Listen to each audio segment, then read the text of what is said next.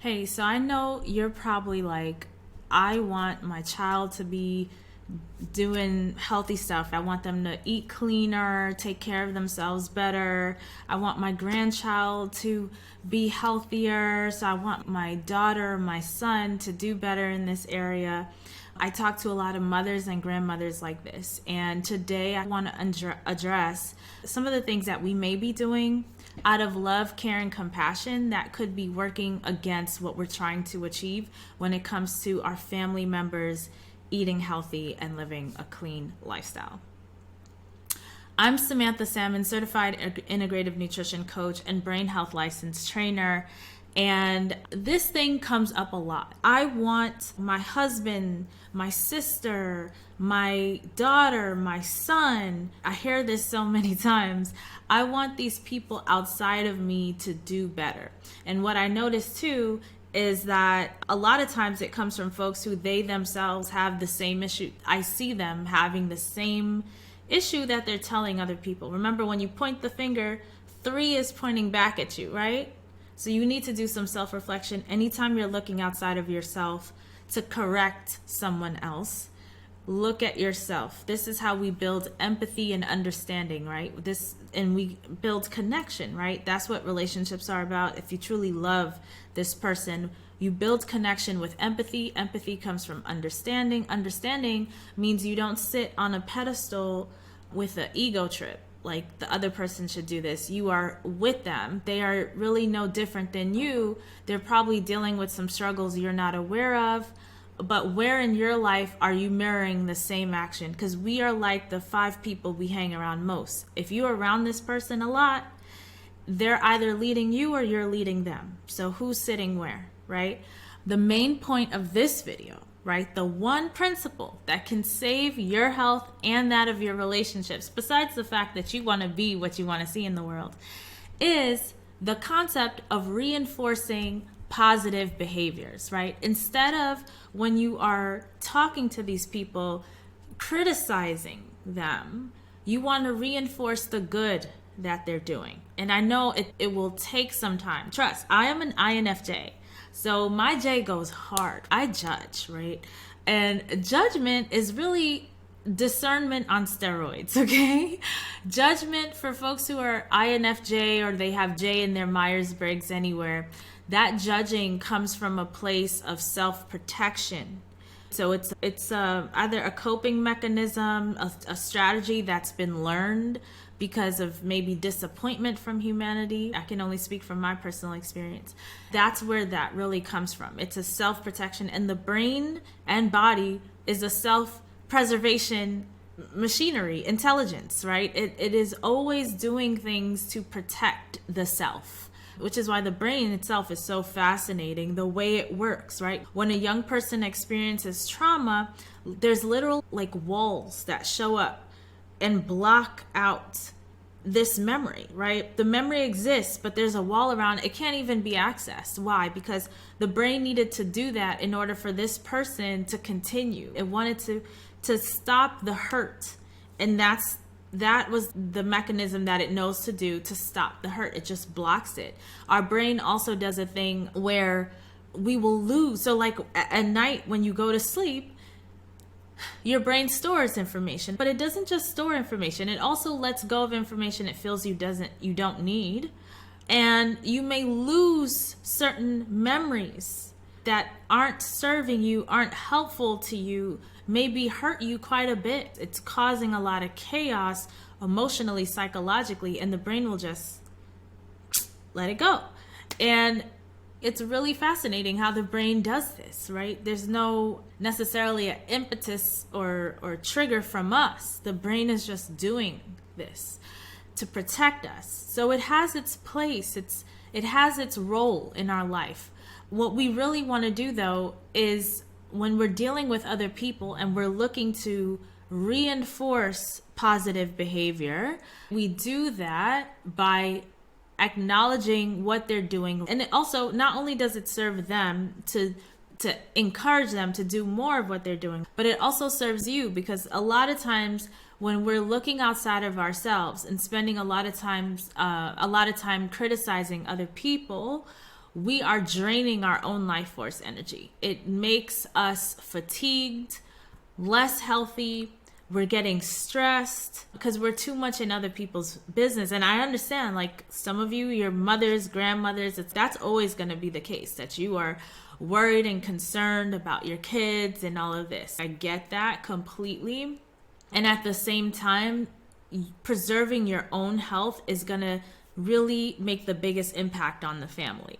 I know that's clear. You can preserve your own health and support your children by reinforcing what they're doing. So for you, for yourself, keep a gratitude journal. Write down that you're grateful that your son is working out regularly, that you're grateful that your daughter's making healthier choices now, is picking up cleaner food, that you're grateful that your grandchild in school is learning about how to grow food and where food comes from. Maybe the child is still eating McDonald's on the weekend, whatever that is, but just gratitude for what they're doing so that the brain can start to have this more augmented, because the brain naturally has a negativity bias, and this has been how we have made it this far as a human race, as a species. The people left in humanity, all the folks that are alive right now, Darwin's theory, we made it this far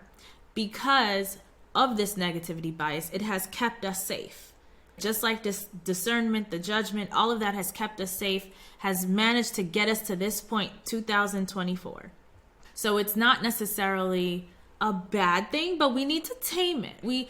This negativity bias just let loose to go rampant makes for a really low quality of life. It puts us under this cloud of negativity that we then spew to other people, and it doesn't help us and it doesn't help other people. So keep a gratitude journal and highlight the things that you are grateful for, right? That's going well. And this will help balance things in the brain. So it's not always looking at the negative, but just seeing more of the positive till you get to a more balanced scale. And then eventually it might go up a little bit more where you have more gratitude than negativity. And now this is a great healthy space for the brain. I'm talking about longevity. I'm talking about completely going in the opposite direction of anxiety and depression and all of that, which anxiety and depression can lead to cognitive decline, lead to dementia. Other than the fact that it doesn't feel good in the moment, there are consequences to it. So we don't want to go in that direction. We want to go in the positive direction. Use thank you more often. So when these people are doing good stuff, thank you so much for doing this, because it really makes a difference. Say thank you. Make people feel good. Another thing is the 5-to-1 rule, right? Positive feedback loop, where you basically aim to give 5 positive comments for every 1 criticism. So if you do want to share concern or something, criticism, load it up. You could do a positivity sandwich with 3 positives, the criticism, and then 2 more positives. Wrap it up. Because it softens things and it builds people up instead of pulling them down. The mental journey to any kind of change is the hardest one we all have to go through. So you really want to be a coach. You want to be a coach for your loved ones. And in order to do that, you want to support the positivity instead of constantly hammering the negative stuff. Now, when it comes to you personally, you may be one of those who beat yourself up. So you also need some positive reinforcement so you can break the cycle of self-sabotage. How would you do this? Set small, achievable goals, right? What is it that you're looking to achieve? What's been blocking you? What fear has been coming up, right? You got to address the fear. We do that in my Conquer Your Cravings program. We have the actual tools to address the fear so you can meet the fear head on and set these small goals and achieve these goals so you could get the quick wins. Part of that too is visualizing success. For me personally, I like to plan out all possible scenarios. I visualize success, I visualize failure. What does that look like? And how will I feel? Because ultimately, I know for me personally, when I'm thinking of something that is scary to do for me, that's a big change. I have to step outside my comfort zone to do this. There are 2 possible scenarios. I'm successful in it, okay, how will I react? How will I feel? How will I manage that situation if I'm successful? If I fail, quote unquote failure, like what's worst case scenario? How will I feel? What will I do? I think through these things so that I can, for me personally, it helps to buffer, because I'm moving into the situation A, right? Which can lead to path B or path C. And since I've solved for all those, because I thought about what those future scenarios could look like and how I will manage that, I have the tools in place. It makes me feel more confident to set out on a path with point A and pick my path. Just move forward and see where I end up, because wherever I end up, I know I can handle it. For me, it's helpful to see that future, and then also have a motivator for who I become in the process. The path, I take this path, I can either, best case scenario, I win, and who do I become in that process? And worst case scenario, I lose, who do I become in that process? I need to be driven and motivated by these visions of myself in order to get through the hard. This is something that works for me. This is what drives me forward and helps pull me out of the comfort zone to do new things, to achieve success.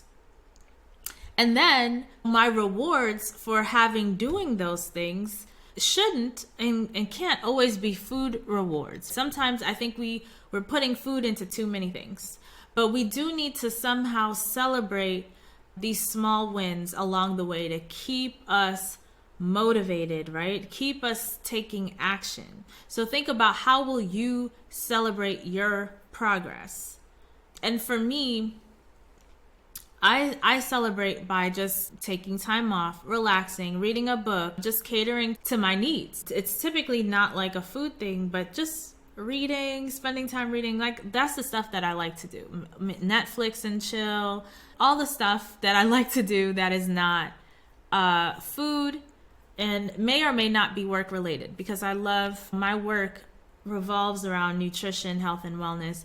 And those are the books that I like to read. So just think about that. For some people, I have clients, they do massages, they take a trip, there's all sorts of stuff you could do. Maybe gift yourself something that you've been really looking forward to getting, like, I don't know, a Peloton or something like that. Whatever it is that floats your boat, you know? But you wanna support yourself with those quick wins by actually celebrating them. Now, from a leadership perspective, as someone who has had a brick and mortar with team members, one of the things that I am really proud of is the fact that the folks that worked for our brick and mortar raw vegan business, a lot of them we're still in contact with. We have good relationships with them. And why is that? I think that I've always felt as a leader, as a boss, there has to be some level of boundary. When you have people working for you, you're not friends. There has to be that level of respect, especially when I was in my 20s. I felt very strongly about this because I felt like my age was working against me in terms of people respecting me. That could have been a limiting belief on my point, but I've always felt this sense of ageism, probably because of things that I heard my dad say to me as a young person. So that's probably like my own implicit bias coming back and working against me, which we talk about that in my Conquer Your Cravings program, because this could be a dragon or a trigger, or you feel like you're being something from your childhood is affecting you in the present in terms of you living up to your full potential. But in any case, one of the things that I'm really proud of in that experience is we would regularly have team meetings, especially when we had 2 locations and 14 team members. The team meetings were really important because the production that we had to produce grew a lot. And so there was a lot more to manage. There was a lot more going on. And so we would regularly have these team meetings, and we did public recognition. So if someone was doing something really great, a positive behavior we wanted to reinforce, we would shout that out. We would give them kudos in front of everybody. And as a leader, this worked out really well for us because it made the team feel more like a family. We were all committed to the same goal. And as someone who's been an employee on the receiving end of that, I love it because you learn, first of all, it feels good always to get uplifted amongst your peers. That's number one.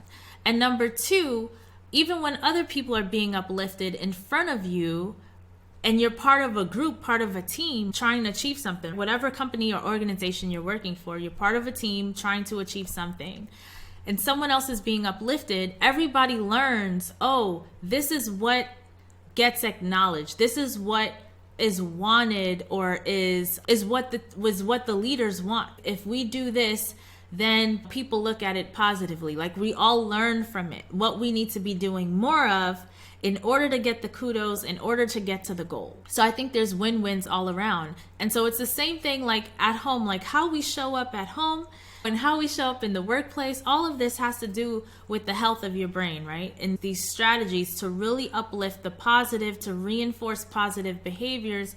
And it sets the pathway, because the more folks are encouraged to do it, and then they do it, the more they do it, it's reinforcing literally neuronal pathways in the brain that keeps that thing going. So you only set positivity more in motion. You only set these helpful habits, these productive habits in motion when you do this, when you reinforce the positivity, right? So even from a parenting perspective, praising efforts over results. If you grew up in my generation, I think I talked about on another video, folks used to beat their kids. Like for me, I got in trouble because I got bad grades. I was consistently getting bad grades at one point. And so I was getting beat basically for bad grades, for the result. Not necessarily about effort. No one was really checking in. Do you need help with your homework? I don't know that they could have helped me with my homework, but there wasn't anything like that. It was like, you better bring home good grades or else type of thing, right? Now we know a lot more about childhood development, what works and what doesn't work. And honestly, in this day and age, it's better to praise the effort over the results, because there could be many things going on with young children, why the outcomes aren't there. So you want to praise the effort and then do some investigation on what's going on. How can you support? Because have in your mind that everybody wants to win. Everybody wants to be a success. Everybody wants a pat on the back. So what's going on, right? It's not like they're looking to get in trouble or do bad, get, reprimanded. Nobody wants that. So if you look at it from that perspective, you can help the people around you make the steps to move forward in a positive direction. Another great tool with children is to create a good deed jar. So when your child does something great, you can add marbles each time they do something helpful or kind or whatever it is you want to celebrate, right? They could have it's almost like a little mini challenge for the child. And the goal is basically to load up the jar with these marbles. And then at the end of the day, when you're putting your children to bed, share one thing you appreciated about your child's behavior that day. It's almost like the parental version of what I personally do with myself. At the end of every night when I go to bed, I say my prayers, and I also think through the 5 things that went well, which is a great memory exercise, let me just tell you, because then you're like, man, I did so many things today, I can't even remember. Sometimes it feels like you did nothing, and then you're like, oh wow. I usually struggle, like I'll get 4 out and I'll struggle with the last one and then end up coming up with 2. I always end up with 6, and I'm typically struggling around 4. Like, what else, But this is just a great, you end the day on a positive note with you and your child. Lastly, for your own positive growth, right? Positive reinforcement for your personal growth. You want to conquer those cravings, okay? So like I said, I have a program called Conquer Your Cravings. If you're interested in checking it out, then you can book a call with me over at rawfoodmealplanner.com. There's a link where you can book a call. Over there, we are tracking progress, not perfection, right? When we're reaching for perfection, this can actually trigger us to a binge because we have that all or nothing ant, that automatic negative thought. If I'm not perfect, then the whole thing's not going to work. This stops you right in your tracks. In the program, we go through all the ants, all the automatic negative thoughts. You actually get to work through all of them that come up. So by the time you emerge from the program, you really are a new person with a new identity. You're looking at things in a very different light. You come in with fixed mindset, you leave with growth mindset. You know exactly what to do to achieve what you want in this life, whether it be your diet or whatever else you're looking to achieve. Because usually the food thing is not the real thing. The food just happens to be a symptom of a larger issue that's going on. Some psychological, emotional thing going on. Affirmations a lot in the program to clear the head of these negative thoughts and treat yourself healthfully, right? This is what we're doing when we reach these milestones. You get recipes in there, but you also get activities to do to support your body's wellness, overall wellness, with relaxing, healthy activities, right? How do we help ourselves cope when negativity comes about, right, and tries to stall our progress, where normally we would go to food for comfort, which we know food can never comfort us in this way? How do we handle it? You learn that in the Conquer Your Cravings program. I hope this video was helpful to all of you who are really looking to step up into healthy leadership for yourself, for your family, for your community. This one thing, honestly, will make a big difference in your relationships, okay? And you will see the progress in yourself and outside of yourself. I promise you, all right? And with that, I'll see you next time.